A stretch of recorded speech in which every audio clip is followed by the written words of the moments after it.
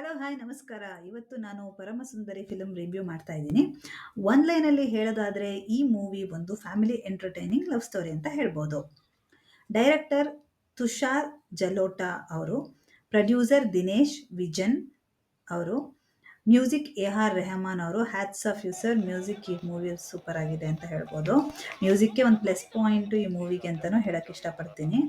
First ಅಪಿಯರೆನ್ಸಲ್ಲಿ ಎಲ್ಲರೂ ಹಾಡು ಕೇಳಿನೇ ಮೂವಿಗೆ ಹೋಗ್ತಾ ಇದ್ದಾರೆ. ಸೊ ಹಾಗಾಗಿ ತುಂಬ ಚೆನ್ನಾಗಿದೆ. ಆ್ಯಂಡ್ ಅಫ್ಕೋರ್ಸ್ ಸಿದ್ಧಾರ್ಥ್ ಮತ್ತು ಜಾಹ್ನವಿ ಅವರ ಕೆಮಿಸ್ಟ್ರಿನೂ ತುಂಬ ಚೆನ್ನಾಗಿದೆ.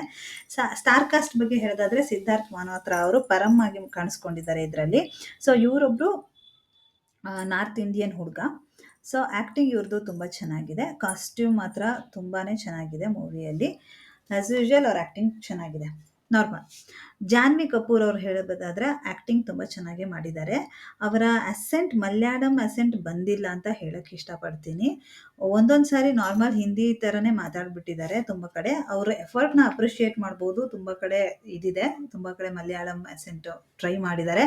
ಬಟ್ ಸ್ಟಿಲ್ ಮಲಯಾಳಂ ಫೀಲ್ ಬರಲ್ಲ ಇಡೀ ಫಿಲಮಲ್ಲಿ. ಒಂದೊಂದು ಸಾರಿ ತುಂಬ ಕಡೆನೇ ಅದು ಮಿಸ್ ಅಂತ ಚೆನ್ನಾಗೇ ಅನಿಸತ್ತೆ. ಸೊ ಡ್ರೆಸ್ಸು, ಅವರನ್ನು ತೋರಿಸಿರೋ ರೀತಿ, ಅವ್ರ ಕಾಸ್ಟ್ಯೂಮು, ಅವ್ರು ಮಾಡಿರೋ ಆ್ಯಕ್ಟಿಂಗು, ಅವ್ರ ಮೂವಿಲಿ ಚೆನ್ನಾಗೇ ತೋರಿಸಿದ್ದಾರೆ ಅಂತ ಹೇಳ್ಬೋದು. ಇನ್ನು ಬೇರೆ ಕ್ಯಾರೆಕ್ಟರ್ಗಳು ತುಂಬ ಚೆನ್ನಾಗಿ ಮಾಡಿದ್ದಾರೆ. ಆ್ಯಕ್ಟಿಂಗೂ ತುಂಬ ಚೆನ್ನಾಗಿದೆ. ಎಲ್ಲದನ್ನು ಫಿಲಮಲ್ಲಿ ಸ್ಟೋರಿಗೆ ಹೊಂದಿಸ್ಕೊಂಡಿದ್ದಾರೆ ಅಂತ ಹೇಳ್ಬೋದು. ಇನ್ನು ಸ್ಟೋರಿ ಹೇಳೋದಾದರೆ ಇಲ್ಲಿ ಸಿದ್ಧಾರ್ಥ್ ಅವರು ಪರಮ್ ಆಗಿ ಕಾಣಿಸ್ಕೊಂಡಿದ್ದಾರೆ.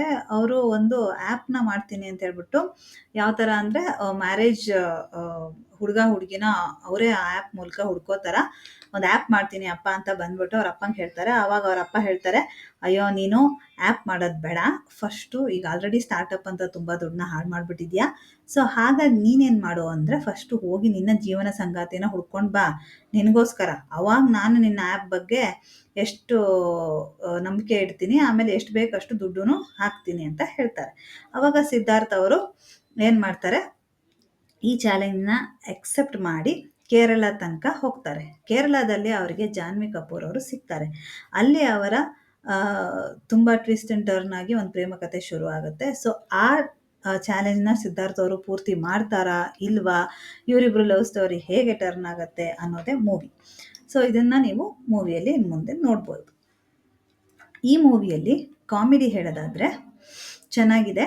ಅಲ್ಲೇ ಎಲ್ಲ ಸ್ವಲ್ಪ ಒಳ್ಳೆ ಹೊಸದನ್ನು ಟ್ರೈ ಮಾಡಿದ್ದಾರೆ ಕಾಮಿಡಿಯಲ್ಲಿ ಅಂತ ಹೇಳ್ಬೋದು. ಅವ್ರದ್ದು ಲೈಟ್ ಕಾಮಿಡಿ, ಆಮೇಲೆ ಅವ್ರದ್ದು ಮಲಯಾಳಂ, ನಾರ್ತು ಸೌತು ಅಂತ ಅವ್ರು ಛೇಡಿಸ್ಕೊಳ್ಳೋ ರೀತಿ, ಆ ಕಲ್ಚರಲ್ ಎಫೆಕ್ಟಿನ ಕಾಮಿಡಿಗಳು ಮೂವಿಯಲ್ಲಿ ಚೆನ್ನಾಗಿದೆ. ಮ್ಯೂಸಿಕ್ ತುಂಬ ಚೆನ್ನಾಗಿದೆ. ಆರ್ ರೆಹಮಾನ್ ಅವ್ರ ಮ್ಯೂಸಿಕ್ ಅಂದರೆ ಕೇಳೋದೇ ಬೇಡ, ತುಂಬಾ ಹಿಟ್ ಸಾಂಗ್ಗಳು ನೀವು ಆಲ್ರೆಡಿ ಕೇಳಿರ್ತೀರ. ಮ್ಯೂಸಿಕ್ ತುಂಬ ಚೆನ್ನಾಗಿದೆ, ಇದೊಂದು ಪ್ಲಸ್ ಪಾಯಿಂಟು. ಹಾಡುಗಳು ಚೆನ್ನಾಗಿದೆ.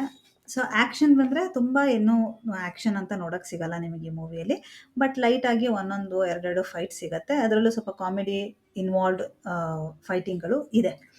ನೆಕ್ಸ್ಟ್ ಸ್ಟೋರಿ ಫಸ್ಟ್ ಹಾಫಲ್ಲಿ ಹೇಳೋದಾದರೆ ಚೆನ್ನಾಗಿದೆ ಅನಿಸುತ್ತೆ. ಫಿಲಮ್ ಹಿಡಿದಿಡುತ್ತೆ. ಕಾಮಿಡಿಗಳು, ಅದು ಇದು ಡೈಲಾಗ್ಗಳು ಎಲ್ಲ ತುಂಬ ಚೆನ್ನಾಗಿದೆ. ಒನ್ ಲೈನರ್ಸು ಎಲ್ಲದೂ ಚೆನ್ನಾಗಿದೆ.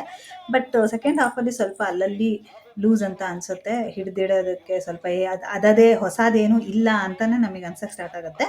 ಇದು ಒಂದು ಅದನ್ನೇ ಹೊಸದೇನೂ ಇಲ್ಲ, ನಾರ್ಮಲ್ ಸ್ಟೋರಿನೇ ಸ್ವಲ್ಪ ಗ್ರ್ಯಾಂಡಾಗಿ ತೆಗೆದಿದ್ದಾರೆ ಅಷ್ಟೇ. ಸೊ ಅದಕ್ಕೆ ಫಿಲಮ್ ಸ್ವಲ್ಪ ನಾರ್ಮಲ್ ಅನಿಸುತ್ತೆ, ಆ್ಯಾವ್ರೇಜ್ ಅನಿಸುತ್ತೆ. ಸಿದ್ಧಾರ್ಥ್ ಆ್ಯಂಡ್ ಜಾನ್ವಿ ಅವರ ಕೆಮಿಸ್ಟ್ರಿ ಮಾತ್ರ ತುಂಬ ಚೆನ್ನಾಗಿದೆ. ಇನ್ನು ಡಿಸ್ಅಡ್ವಾಂಟೇಜ್ ಕಡೆ ಬರೋದಾದರೆ ನಾರ್ಮಲ್ ಸ್ಟೋರಿ ಆಗಿರೋದ್ರಿಂದ ಸ್ವಲ್ಪ ನಾರ್ಮಲ್ ಸ್ಟೋರಿ ಅನಿಸುತ್ತೆ, ಏನು ಹೊಸದೇನೂ ಇಲ್ಲ ಅಂತ ಅನಿಸುತ್ತೆ. ಸೊ ನಮಗೆ ಸ್ಟೋರಿ ಮುಂಚೆನೇ ಗೊತ್ತಾಗೋದ್ರಿಂದ ಸ್ವಲ್ಪ ಬೋರ್ ಅಂತಲೂ ಅನಿಸುತ್ತೆ. ಸೊ ಫ್ಯಾಮಿಲಿ ಪೂರ ಹೋಗಿ ನೋಡಬಹುದಾದಂಥ ಮೂವಿ ಇದು. ಸೊ ಆವ್ರೇಜ್ ಮೂವಿ ಅಂತಲೇ ಹೇಳ್ತೀನಿ ಮತ್ತೇ.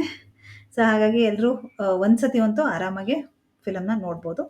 ಓಕೆ ಅಂತ ಈ ವಿಡಿಯೋನ ಮುಗಿಸ್ತಿದ್ದೀನಿ. Bye bye, take care. ಧನ್ಯವಾದಗಳು. ಸಬ್ಸ್ಕ್ರೈಬ್ ಮಾಡಿ, ಶೇರ್ ಮಾಡಿ, ಲೈಕ್ ಮಾಡಿ. Thank you.